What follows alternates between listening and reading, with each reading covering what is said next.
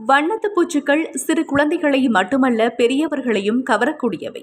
கோடிக்கணக்கான வருடங்களுக்கு முன்பே பூமிக்கு வந்த வண்ணத்து பூச்சிகளுக்கு ஏனைய உயிரினங்களைப் போலவே இங்கு வாழ சகல உரிமையும் உண்டு. உலகில் இதுவரை 15,000 முதல் 20,000 வகை வண்ணத்து பூச்சிகள் இருப்பதாக விஞ்ஞானிகள் கூறுகின்றனர். அவற்றில் மொனார்க் எனப்படும் இனம் வண்ணத்து பூச்சிகளின் மன்னராக அங்கீகரிக்கப்பட்டுள்ளதாம். இவை சுமார் 4,800 கிலோமீட்டர் தூரம் வரை பறந்து இடம்பெயரக்கூடியவை எனவும் தெரிவிக்கப்படுகிறது. அதாவது பறவைகள் கண்டம் விட்டு கண்டம் செல்வது போல இவையும் செல்லுமாம். அவ்வாறு இடம்பெயர்ந்த வண்ணத்து பூச்சிகளின் வாரிசுகள் வெளியே வரும்போது அதன் பெற்றோர் பயணத்தை தொடங்கிய இடத்திற்கு மீண்டும் வந்து சேரும் ஆற்றல் கொண்டவை எனவும் கூறப்படுகிறது. மொனார்க் வண்ணத்து பூச்சிகளின் ஆயுட்காலம் சுமார் 4 முதல் 5 வாரங்களே என விஞ்ஞானிகள் கூறுகின்றனர்.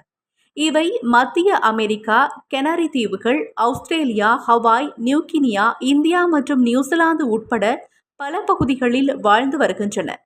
ஏனைய வண்ணத்து பூச்சிகள் மலரில் உள்ள தேனையே பெரும்பாலும் உணவாக எடுத்துக்கொள்கின்ற போதிலும் இந்த மொனார்க் வகையானது பருத்தியை உண்ணும் தன்மை கொண்டனவாம். மேலும் இந்த வகையான வண்ணத்து பூச்சிகளும் பூக்களின் மகரந்த சேர்க்கைக்கும் விவசாயிகளுக்கும் உதவுவதாக விஞ்ஞானிகள் குறிப்பிடுகின்றனர்.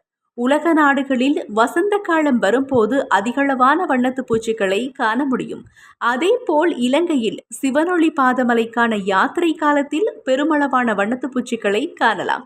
இலங்கையில் 245 வகையான வண்ணத்து பூச்சிகள் காணப்படுகின்ற போதிலும் அவற்றில் 24 இனங்கள் மட்டுமே இலங்கைக்கு சொந்தமானவை என சொல்லப்படுகிறது.